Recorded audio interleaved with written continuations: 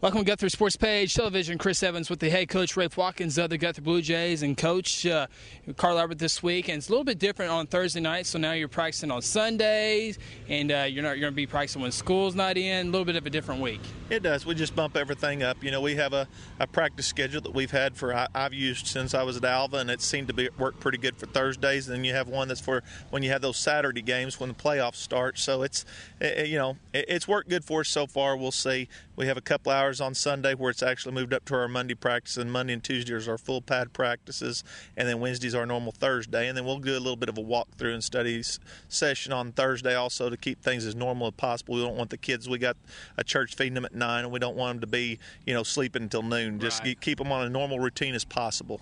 And a little bit crazy week. You've done about 84 of these interviews this week, and that's just the atmosphere this game has brought to this program, as well as Carl Albert's program. It is. I was talking with Jerry Hayes with the Cox the other night, and he said this is the closest thing we have on this side of the state to a Jinx Union, and we all realize that it's not that because they seat 30,000 up there at Skelly Stadium, but it is pretty close as far as the rivalry and the people that are excited to see the game each year, and that just says a lot for both us and Carl Albert and the fans and the community and the kids. It's a great atmosphere, and it's a great ball game. Again, it's a shame somebody has to be on the losing end of it, and you wish that it was the finals and not for a district, for a playoffs position right now. We don't even have, like last year, we knew it's for a district championship. This year, for them, I'd say it probably is for a district championship, already having Shawnee out of the way. For us, unfortunately, it's just a step closer because then we've got a very tough Shawnee team then next week. Right.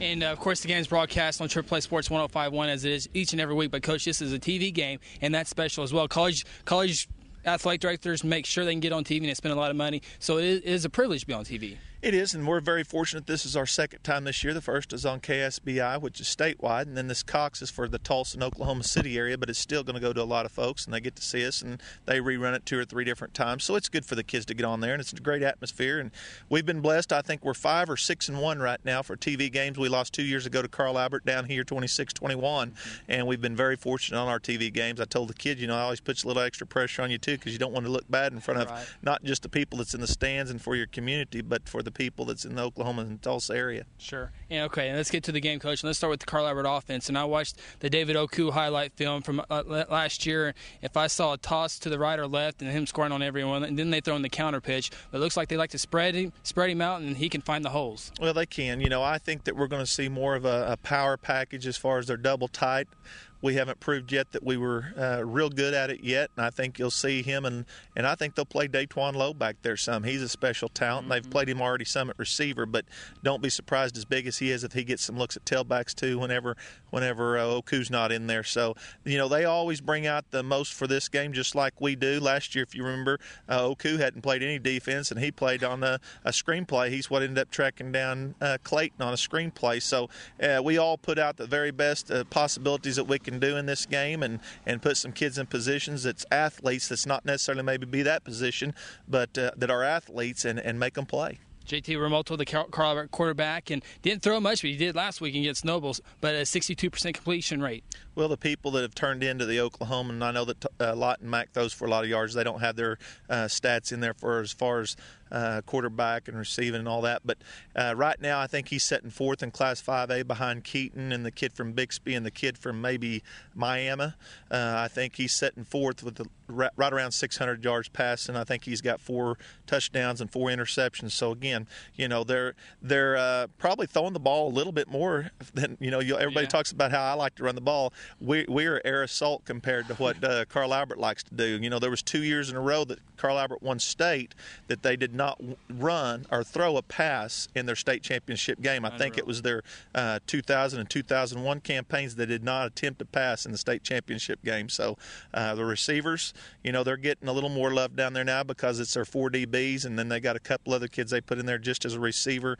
They've got 6 special kids that they can put out there, and all of them can run. All of them's got good size and good hands. Moving over to the defensive side, of course, their secondary much talked about with led by Daytwan Lowe. Will have his choice of college where he wants to go, but it'd be a big task for Keaton Callens and the Blue Jay passing game. It is. All four of their kids are, I think, between their sophomore, their junior, and their two seniors will all have an opportunity for sure to play college football. I think all four of them will have an excellent chance of being Division I. Now, maybe different levels of Division I. Naturally, Dayton, I think, has about everybody that offered him out there, especially with the OU and OSU and the other teams that's offered him. I think Missouri's offered him as well. Then you have Littleton, and you have Porter, and you have Walker. All those guys can play, and they're all very special athletes. But to me, we know about those guys, and they are special. But there's a couple of guys that we worry about just as much because of the fact that they're kind of overshadowed by all the talent that they have out there, the star power, as they call it. I think Christian Smith, their defensive end, also plays tight end as a threat for us on both sides of the ball, but when he really pinned his ears back and came, Shawnee didn't even touch him in their game. He's a threat at defensive end. They call it the Viper, but it's a defensive end to us. He can drop out and cover in the flats, or he can rush, or he plays the run. He's very, very good. And then their returning tackler, leading tackler last year, Zach Ayler, I think he's been a 3-year starter for him. Very good player, very good linebacker.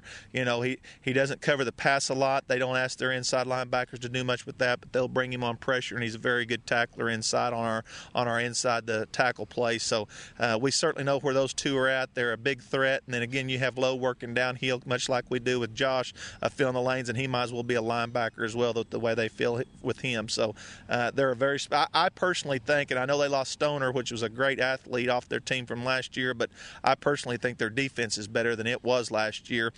They're like us. There's a little question here and there with their offensive line, but they're still solid enough that, with the guys that they got in their backfield, that they can move the ball. That brought me to my next question. You think whoever plays best on the offensive line, the games are always one of the trenches, coaches say that, but especially this one, the offensive line could dictate the victory? It is, because earlier in the year, Coach Rose and I were talking, and they got a couple of young kids and experienced kids on their offensive line, and we do as well. And, they again, we're so much alike as far as wanting to run the ball. We know that's what wins championships and big ball games, and we're both going to have to push it a little bit there. I think that we do have a little advantage in the passing game. I think they're probably a little ahead of us in the running game.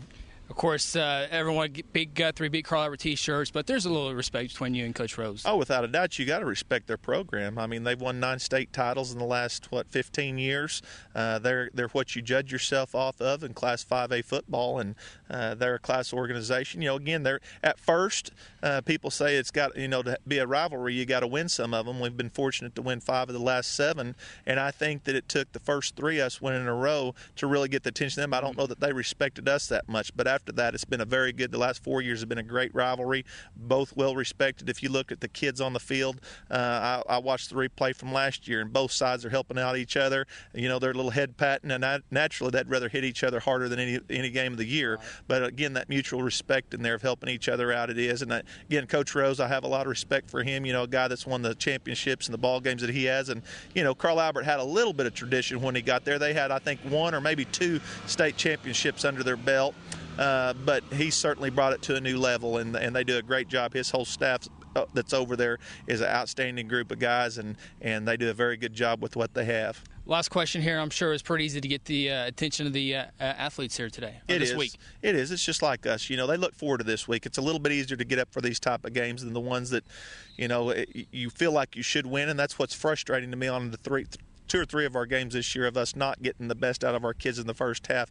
This is certainly not one of them. You can't afford to. You got to go out and be ready from the start, because if you get down and not playing your very best from the start, you can get blown out in a hurry in a game like this. This is a fun week, ain't it? It is. It is a fun week. Like I said in the paper, it's a stressful week, but once it gets here, it's fun at the game, and you just hope that you have a great chance for your young men to compete to the best of their abilities, and whatever happens, happens. Coach, best of luck. Thank you. For our head coach, Rafe Watkins, I'm Chris Evans. Thank you for watching Guthrie Sports Page Television.